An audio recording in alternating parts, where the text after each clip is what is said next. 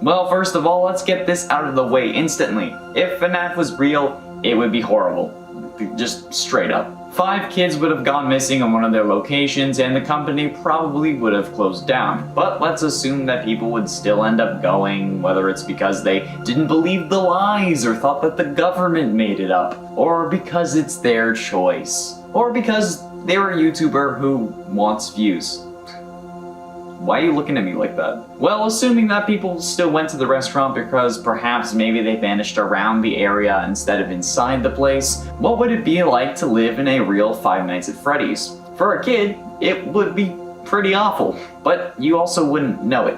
The world would be dangerous and anyone could be William Afton's next victim, but you wouldn't know that there was a serial killer on the loose with murderous animatronics able to disguise themselves and hide in plain sight that are willing to kill at any moment. But I mean, like, to be fair, that's also like real life, minus the animatronics. For adults, if you have kids, you may be worried. I mean, any parent is always worried about their kids, but if there was a group of kids who went missing in your area, I'm sure that there would at least be a small amount of paranoia. And honestly, it would be reasonable. I mean, I grew up in a house where my father was always worried. So much so that my sister couldn't walk up to her friend's house up the street without him watching to make sure she was okay. And while that would probably be extreme for most parents, if there was a very real threat of kidnapping, I'm sure that there would be a lot of curfews. For the sake of this entire thing, we also have to assume that the police didn't investigate the interiors of the animatronics themselves, despite them smelling like death and leaking body fluids, including blood.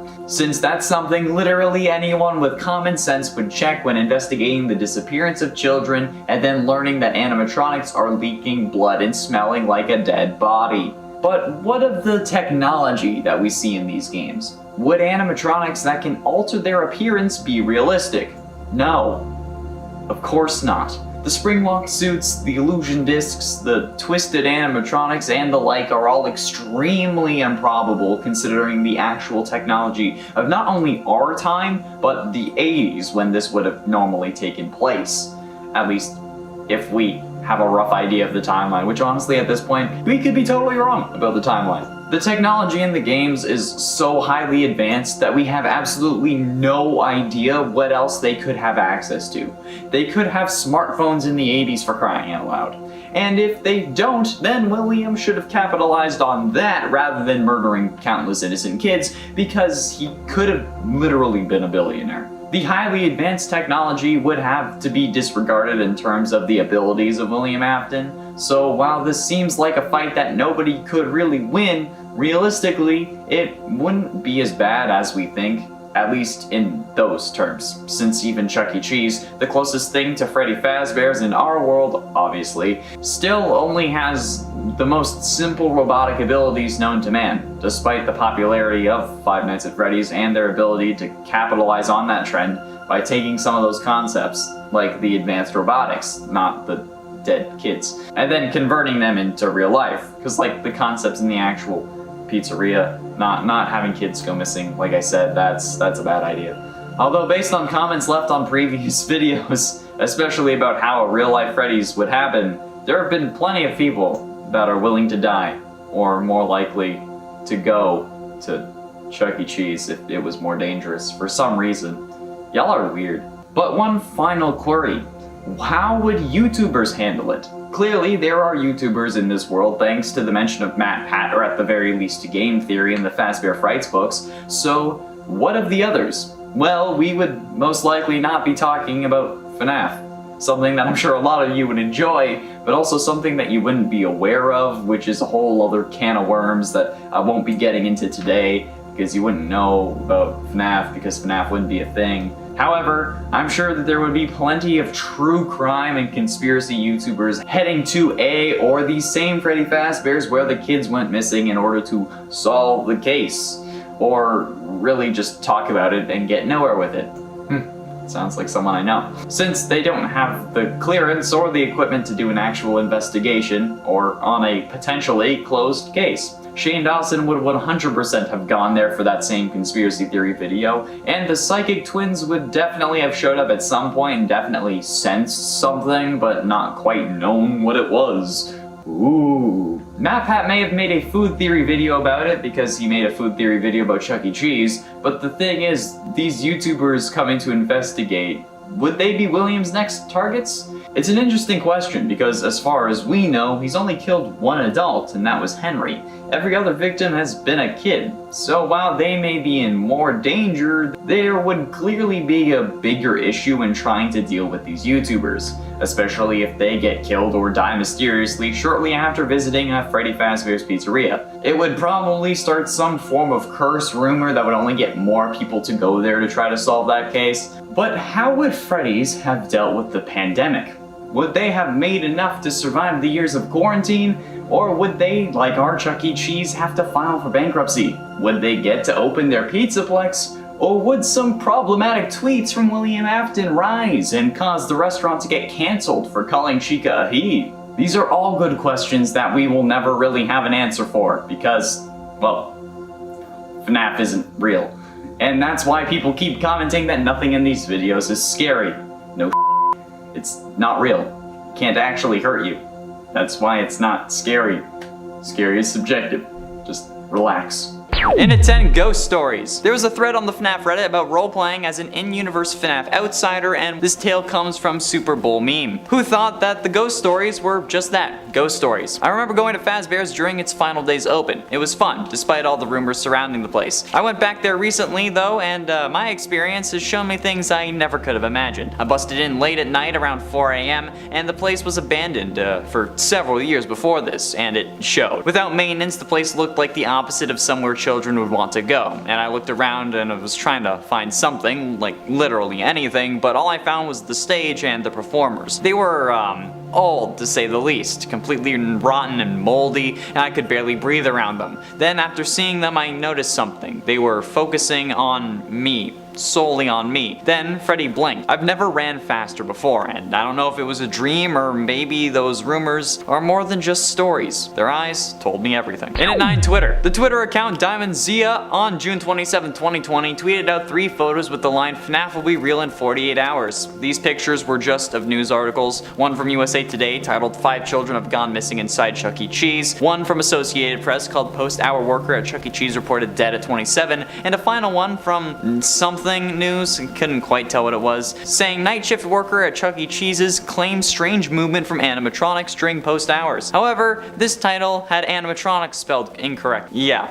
everyone was freaking out at the pictures and the articles, particularly the first one, and they were shared all across the internet. People were freaking out because, you know, we all thought that FNAF was gonna be real. Chuck E. Cheese was closing at this time too. However, people didn't realize that these were fake. How are they fake, do you ask? Source code editing, okay? You can change whatever, like what anything says on a website. All you need to do is inspect the source code on like Google Chrome or something, okay? You just need to find the aspect that you're looking for, then once you do, you can change it to whatever you want. So whoever made the original image found an article about Chuck E. Cheese closing or something, and then just changed it to 5 children going missing, okay? And the same thing with the other ones. That's why there was only pictures and not actual articles. However, now we know that Freddy Fazbear's is getting a pizza delivery service, so I guess technically, in a way, Freddy Fazbear's was real, but not in the actual location, okay? There's no location. And it 8 doors. This was bound to be on a list eventually, okay? I hate the goddamn doors in this game. Why do they open when the power is out? That makes no sense. Even if it's like an electromagnet, like everyone keeps saying in the comments whenever I bring this up, those require power to turn on. So if anything, it would be costing power to keep the door open rather than closed. Gravity doesn't work in reverse. If the magnet is off, then the door would just fall down. I get that it's for gameplay purposes, okay, but what in this universe makes this make sense? There's no conceivable way that these doors should work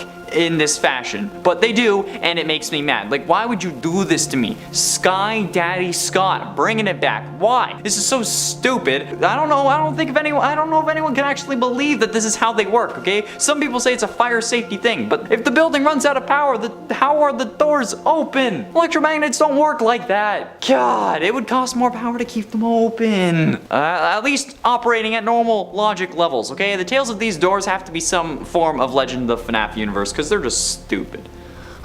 And at 7, Cassidy. Since the beginning of FNAF, we have been wondering about the mysterious and seemingly supernatural entity of Golden Freddy. The entity able to travel through solid doors and walls, who gave us hallucinations and crashed our game when they got to us. Who was this mysterious being? Over the years, we got a few names, most notably with the gravestone ending in FNAF 6. But even with that, Golden Freddy's name had always eluded us. And if they are the one you should not have killed, or if they aren't, the name wasn't given to us in Ultimate Custom Night either. Only an alias. But alas, we were saved when the FNAF Survival Logbook came out, yet another FNAF book, where after jumping through more hoops than dogs at a dog show or dolphins at SeaWorld, we uncovered the name Cassidy. Thanks to wrong numbers on various pages becoming coordinates in the word search of all things. It was a lot for a name reveal that honestly didn't really mean much to the series, since the name Cassidy only appears in one other place, that being the final novel of the original trilogy, The Fourth Closet, and the ultimately scrapped Cassidy movie script, but since it was scrapped, the character is of little consequence otherwise, which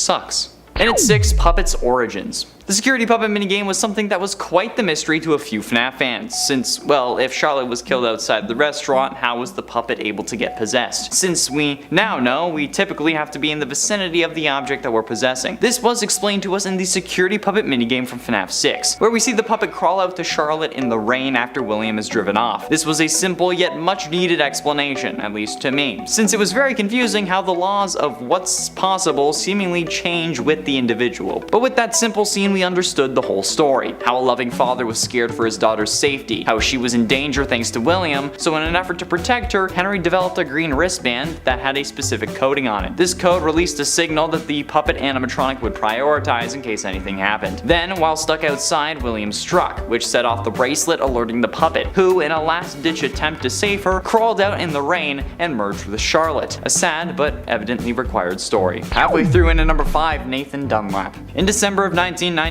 after Chuck E. Cheese had closed in Aurora, Colorado, Margaret Kohlberg, the manager, is tallying receipts in a back room. While she does that, Bobby Stevens scrubs down the kitchen, and Sylvia Crawwell, Ben Grant, and Colleen O'Connor all work in the main cleaning party area. However, there is someone secretly hiding in the bathroom, 19-year-old Nathan Dunlap. Earlier that year, he had began working as a cook before getting into an argument over his hours, which resulted in him losing his job. But this time, he wasn't looking for his job back, he was looking for revenge. He exited the bathroom and began firing, killing everyone in the building. First Sylvia, then Ben, then Colleen, and then he went into the kitchen where the bullet entered Bobby's jaw and sent him flying to the ground. Then he went into the back where Margaret opened the safe before being shot twice. Nathan then filled her bag with $1,500 cash, arcade tokens, and keychains, but thanks to the security cameras, he was promptly arrested and sentenced to death. This was originally pointed out to us by Game Theory and MatPat because it's actually kinda crazy how close these stories are. And while it may not be true that it was inspired by this, I still think that these stories are so close it's impossible not to think about. While the inspiration may not be true,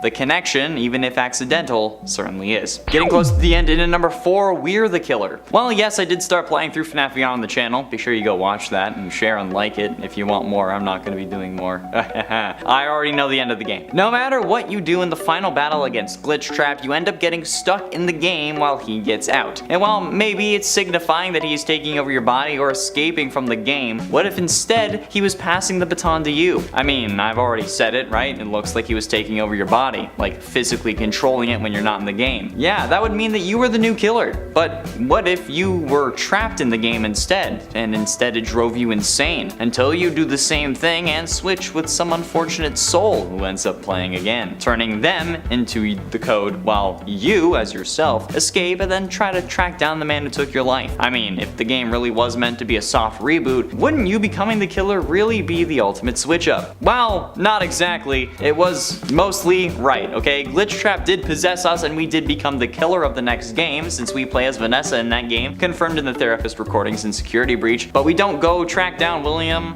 or we don't turn other people into code. We merely just get locked away and then went after his own body. But I mean, hey, either way, we were still the killer. Getting close to the end, and at number 3, Princess Cassidy. According to one very adamant viewer during my last 24-hour live stream, that was a whole other set of emotional trauma, there's a theory that the princess in Princess Quest is actually meant to be Cassidy. And while I don't agree with that theory, it's still a theory nonetheless, so I might as well talk about it. This theory generated from some apparent files within one of the games. I'm guessing that it was Security Breach, given that there are 3 games in that one compared to FNAF VR's mobile version where there was only 1. But apparently, according to this viewer, those files indicated that it was Cassidy, because it was named Cassidy, okay? Apparently that they changed it, so there goes that evidence. But despite me saying that I didn't care what it found, they were very adamant and were swearing by it. They swore that it was Cassidy. The only reason that I could believe this would be for purely symbolic reasons, since Cassidy would technically be trying to torture William if they were the one you should not have killed, which I still don't believe, but that would also end up giving her a motive to free Vanessa from William's control. But that would be the only reasoning I'd be able to actually think of for this, which makes it seem more like a hypothesis than a theory to me, especially given that they changed the file, the name on the file,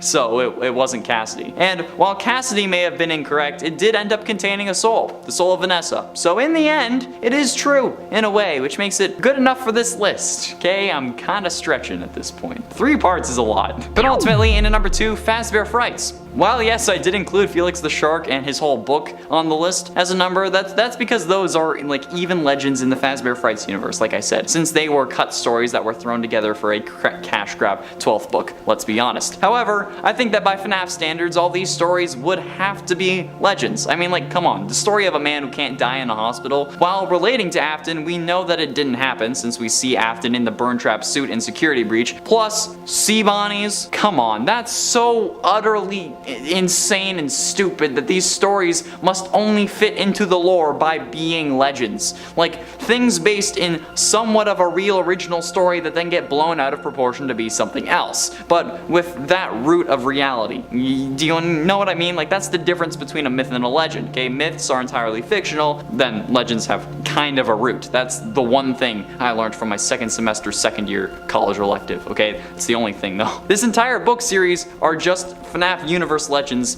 that are passed around in universe, which kind of makes them cooler because it's a look into like the general population of the FNAF universe, but that's a thing for another day. And finally, in at number 1, God's Wrath. Okay, so this seems to be an easy way of interpreting multiple fires that keep happening at FNAF locations. It could possibly be seen as God, or a god, trying to cleanse the restaurants, or punishing them for causing so much grief, okay? I mean, think about it. There have been 3 fires now at FNAF locations, including Fazbear's Fright, the simulated pizzeria from FNAF 6, and then the Security Breach Mega Pizzaplex. Each location having some form of horrible story attached to it. And I think that in a way, the people may have started to see these places as cursed, or maybe every fire makes them think the place is cleansed of their darkness, which means that they can go back, which explains why everyone is just constantly returning to Fazbear's despite multiple kids going missing every time. Like in the Security Breach opening scene, it's packed full of kids despite there being 9 kids that have gone missing there already. So maybe the explanation is that the darkness and sins of the restaurant are cleansed due to fire. Or maybe they think that the place is cursed to eternally suffer God's wrath, and that's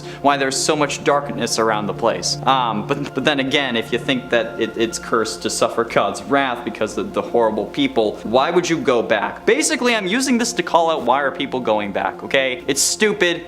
Don't do it. Stop. Just think, please. And at 10, Ness. With the interviews and therapy sessions we get in Security Breach, we got even more information and even more clues on the story of the previous 3 FNAF games. Well, okay, 2 main series games and then 1 spin-off. Yes, that's right. These therapy sessions actually ended up confirming our suspicions that Vanessa was indeed the Ness from FNAF AR. So with this revelation, we now know that in FNAF VR we played as Vanessa, who was probably put there by someone higher up at Fazbear Entertainment because they knew what Afton was planning, or maybe someone hacked. That's a whole separate thing.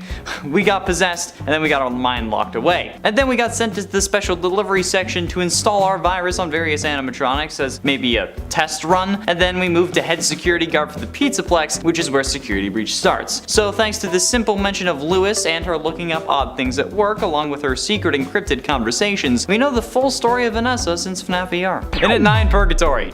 Back when FNAF first released, MatPat came to the conclusion that in this game we were the killer. The man who have killed the missing children and caused all of this to really happen, but that we were also trapped in purgatory for our crimes and that this game was our punishment for said crimes. And while at the time he was incorrect, Scott must have been listening, since eventually, 7 games, 6 books, multiple promos, and unlimited tiers later, he made this the premise of the game in Ultimate Custom Night. Later it would seemingly be retconned into a dream that William has, either while he's recharging his burn trap or while he's stuck in Vanny or something, but nevertheless MatPat was indeed eventually correct. I mean, we kinda have to take this as a win because despite it being for the wrong game, it did eventually turn out to be pretty true. Alright, that's insane when you think about it. And it a purple guy identity. Before Sister Location's release, we could only speculate as to the name of the individual we knew as Springtrap and the purple guy. Tons of names were made, with Dave being the most popular and the one generally accepted, even now, kind of. However, the true purple guy name reveal of William Afton started in the FNAF novels, specifically the first novel in the actual novel series, The Silver Eyes. This was shown to those of us who didn't actually want to read the book by MatPat, because you know what, most people called the book cringe. But in his theory on the subject,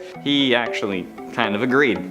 A load of people were actually glad we finally had at least some form of canon name for the characters, and then others were mad because he had used the books for a theory which don't share the same continuity as the games, despite sharing the same canon of Five Nights at Freddy's. This theory, however, was ultimately confirmed to be true during Sister Location's starting scene, when we first hear Afton speak. Well, actually, it wasn't by him, it was by the person he was talking to, which I'm assuming is like an FBI agent or some form of police officer. He was talking about Baby's various features, which is how we also found out that she has more to her than meets the color-changing eyes. In its 7 investigation. Speaking of things that are too ridiculous for people to believe, do FNAF universe people think that the cops are horrible at their job? Like, we know that there was an investigation into the incidents thanks to Midnight Motorist from FNAF 6, but they never found the bodies. Like, even though the animatronics smelt like death and were oozing blood and mucus, so much that they had to shut down according to FNAF 1 newspaper clippings, so what gives? Why did they close the investigation so quickly? Or why didn't they look into the suits when it was reported that they had blood on them? I don't care if it's the 80s and the police don't have the tech they do now. If a place you are investigating because there's missing people and you found no bodies and then something starts leaking blood, you go and check the thing out. You can't just leave and be like, that can't be related. Who the hell thinks like that? It's so stupid. And honestly, even though it's a game and like there had to be a reason to continue on, it shouldn't have happened. I get that like they found the body, like if they found the bodies, we wouldn't have gotten the games. But sometimes it's quality over quantity, okay? You know, maybe they had to meet their arrest quota for the month, so they just arrested someone. Is the incompetence of the police, like, is that a legend in this universe, or what do they think happened? And at 6, FNAF ARG. This was brought up in a recent MatPat FNAF theory, okay? The basic idea is that the FNAF Fazbear Frights books were originally going to have an ARG that Scott ended up cutting out for whatever reason, and then released part of it in the Felix the Shark Book 12. However, I'm here to tell you guys, not real. Scott has said on multiple occasions that he doesn't want to cross the line between fact and fiction, that he wanted to keep these two worlds separate, probably because FNAF relates so closely to Chuck E. Cheese, and there might be some legal trouble there, but that's also why he said he would never make a real location. He stuck so hard to that he didn't even make a website for the indie game dev introduced in FNAF VR because he thought that would be too fuzzy. So there is no FNAF ARG, okay? If a website relating to the game is too much, there is no bigger quest here. Last time we thought there was a restaurant and ended up getting harassed, and then a pizzeria owner who just so happened to be named Mike also got harassed, so please don't go out searching for this. And if there was one, I'm sure that Scott would have said something about it. Don't harass random people, okay? Just stick to the games and the game files themselves. But, with that being said, with the appearance of a Freddy Fazbear's Pizza delivery service from Virtual Dining Concepts,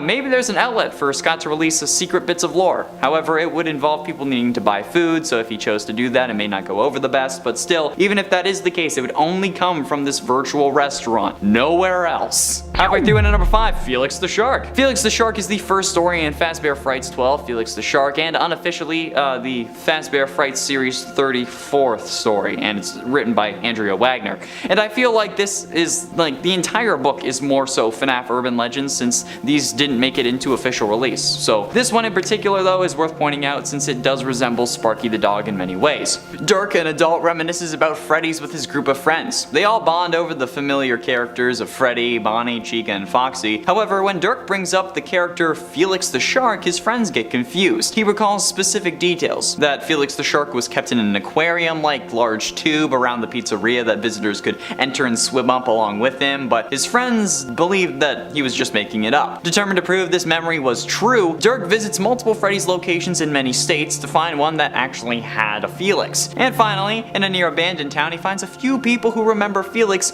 all of whom had terrible nightmares concerning him. And this is exactly how urban legends start and grow. And I mean, in this it turned out to be true, but come on, this whole book is urban legends, even by FNAF Fazbear Fright standards. In at 4, FNAF AR. I've said it before and I will say it a million times. Why is the company sending out animatronics that they know are dangerous? The whole point of FNAF AR is that the company is sending these people animatronics to try and rebuild their reputation, right? But then they see that they're infected with the virus that's turning them hostile, and instead of recalling them like any normal company, they send out more, including multiple versions of the killer that caused them to ruin their reputation in the first place. What did they not think that like it was just an older Bonnie model and they're like, oh yeah, Spring Trap? Okay, come on. If that was the case, it would be listed in AR as Old Bonnie or Spring Bonnie, not Spring Trap, okay? They know exactly what they're doing and nobody called them out for it. Companies will get in trouble for making like the freaking tiniest mistake in their games,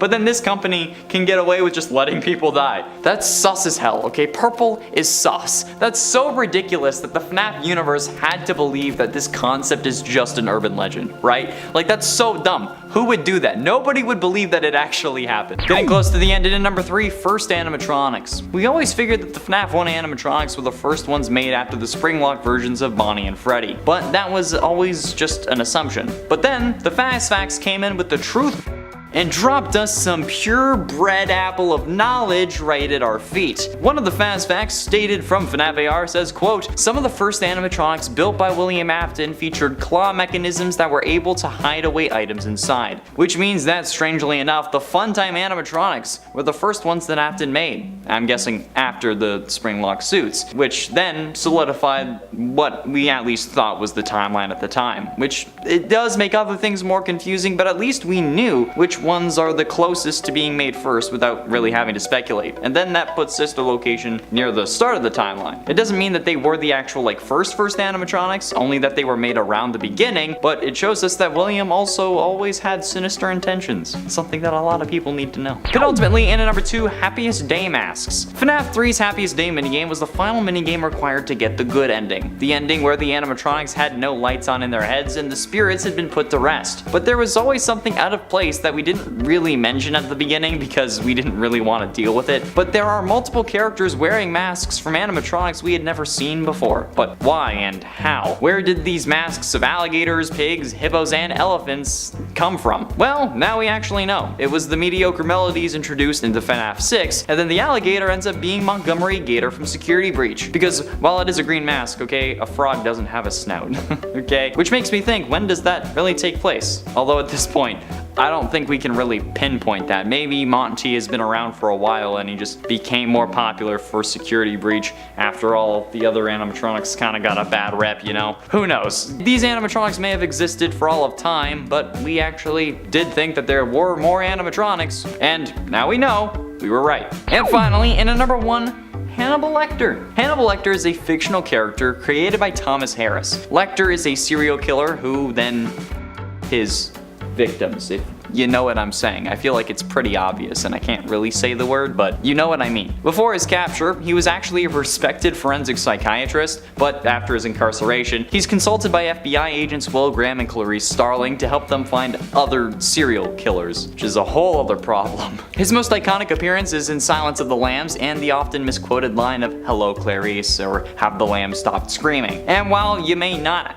really see any similarities between Afton and Lecter, we did seem to think that there were some. I mean, this dude's an absolute psycho. And you know what? This was confirmed as inspiration for his voice. According to his voice actor PJ Haywood in Sister Location, Afton's voice actually was inspired by Hannibal Lecter in a way that like he's seemingly extremely calm even when he's about to kill someone, which is supported by some of his novel counterparts' quotes. So yeah, while it's not exactly directly inspiring Afton, it inspired his voice. And if he had to add the fact that he's like, oh yeah, he's unnervingly calm even when he's about to kill someone, does that mean that whoever was interviewing Afton is dead? Location. The location of the various crimes does actually factor into its effectiveness, believe it or not. The idea that William was killing in his own Fazbear restaurants is a ridiculous concept that in reality should have gotten him sent to prison. The saying is something along the lines of like, don't crap where you eat, which some take literally, others take as don't date people you see on a regular basis, and in this scenario I suggest that it should mean don't kill people where you're seen on a regular basis or, you know, constantly because it's your own business, especially if it's the business that like targets kids. And while yes, this doesn't instantly make you guilty, but come on, the first thing that anyone would do in this situation, not even a cop, would be question everyone who was working when whatever had happened, or whoever it was disappeared. And let's be realistic, an incident the likes of the missing children's incident from 1985 would ruin a business permanently. None of this somehow they stay open bullshit, because in the real world they would end up closing permanently because no parent would want to go to a place where 5 kids went missing, especially when no bodies were found, which could maybe help them, but it certainly wouldn't help much. If Afton had any competitors, any at all, right? Even this world's version of Chuck E. Cheese, Afton should have gone there. If he had any competitors, or literally anywhere else, would have made more sense. However, he chose to kill where he eats, and that's probably one of the worst decisions that he could have made. Well, aside from, you know, the killing in the first place. Animatronics. While the animatronics are an entirely other mistake, this time around I want to talk about how stupid it was to hide the bodies in the animatronics. Like, how the f*** did he end up getting away with this? The smell of rotting bodies would already ruin the place, especially when its focus is eating pizza. The heat from the animatronic insides would speed up decomposition, and the animatronics are in front of people every single day. They even started complaining that they were leaking blood and mucus, as well as smelling like death. If this was real, and William getting away with it wasn't important for the plot, he would have been caught instantly. Oh, we never found the bodies of these kids, but now these animatronics are leaking blood and smell like death. Hell, they even make bone-crushing sounds when they move. We should probably check this out. Oh look, turns out we found those missing kids. William Afton, you're under arrest for the murder of Cassidy, Fritz, Jeremy, Gabriel, Susie. Boom! Instantly. I don't know how this wasn't an open and shut case. Straight up, William was so goddamn stupid that he shouldn't have made it to the first game. Not to mention how stupid he was by building the Funtime animatronics with these item containment chambers, as he was calling it, since the cops ended up questioning him about why he made those design choices in the sister location opening scene. Plus, he superpowered the jaw of Fredbear from Fredbear's Family Diner to end up giving it a jaw that accidentally killed his son. Absolute moron. William, not the son. It wasn't his fault that he got his head shoved in there. If he had put it in there himself, it would have been his fault, but he didn't. Enemies. Now, while William did choose a set of easy marks, since, you know, kids can't really defend themselves against a dude in a part animatronic furry suit, but he's a moron for exclusively killing that demographic only. I don't know why he did that. Sure, it's easier on him, especially when he's fully combined with an animatronic, but Henry serves as the opposition to William, and the reason William ends up burning multiple times. It's not Henry's fault that he turned into Springtrap, but it's certainly his fault that he turned into Scrap Trap, since this is most likely due to the FNAF 3 fire, and the FNAF 6 fire turned him into Burn Trap. So Henry has definitely been a pain in William's side for ages. Killing Henry would have resulted in nobody being able to chase William, basically. Like, Michael might have figured it out, but he wouldn't really be in a position to do anything without Henry. Henry gave him the FNAF 3 job, probably, and definitely gave him the FNAF 6 job, so if William had just offed Henry after offing his daughter, he would have had a much easier time. At least, I'd think so. That's why every comic villain wants to kill the hero, right? Because if they do, they'll have a much easier time committing all their various crimes. So how is this any different? It shouldn't be. William is an absolute buffoon for not killing Henry when he had the chance. I'm sure it was Henry reporting him to the cops, like, you killed this man's daughter. Of course he's gonna have some form of vendetta against your ass. He's coming for blood and he actively tries to kill you multiple times. That's not something that you should have just ignored. You should have just killed Henry after his daughter, because honestly it makes sense. Then you kill his wife or the mother of Charlotte, as long as she's in the picture, knows about it, and actually cares, because sometimes they don't. But mom's gonna go after anyone who wronged their child, okay? Oh, that's something to witness, I'm telling you. Even my mom is vicious as hell, and she's like the sweetest woman in the world. So, you just get rid of the family, alright? Especially when it's your business partner. God, you're stupid. And while William may never have been caught for these acts, that's simply because he couldn't get caught or the plot would make no sense. So ultimately, the game had to find an excuse for his ridiculous behavior. But William could have done wonders if he had just been slightly more intelligent and maybe actually thought about things. Killing kids in your own pizzeria is horrible for business, so do that somewhere else, okay? If he had, he wouldn't have hid the bodies in the animatronics, which would have prevented the kids from attaching their souls to the animatronics that they were stuffed into.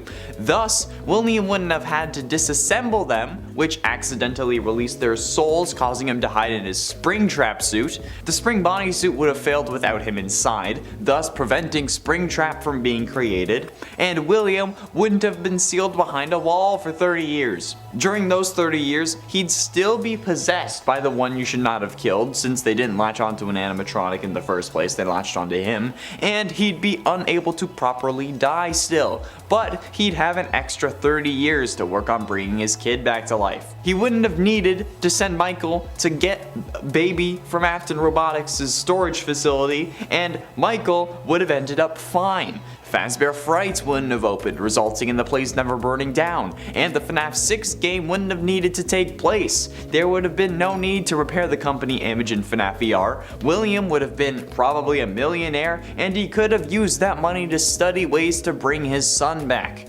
Perhaps discovering Remnant along the way, similar to how Henry created the Ella doll in the novels. William could have poured his grief into something, watched it become possessed, and then worked on recreating that in a robot version of his dead children.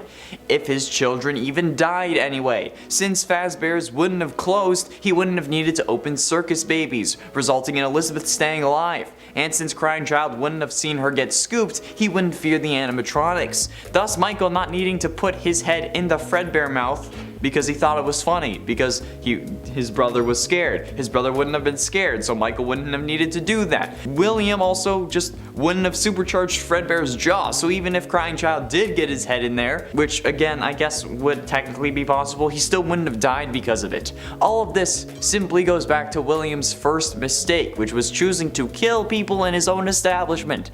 If that first kill also wasn't his business partner's daughter, nobody would have been suspicious of him and everything would have gone his way.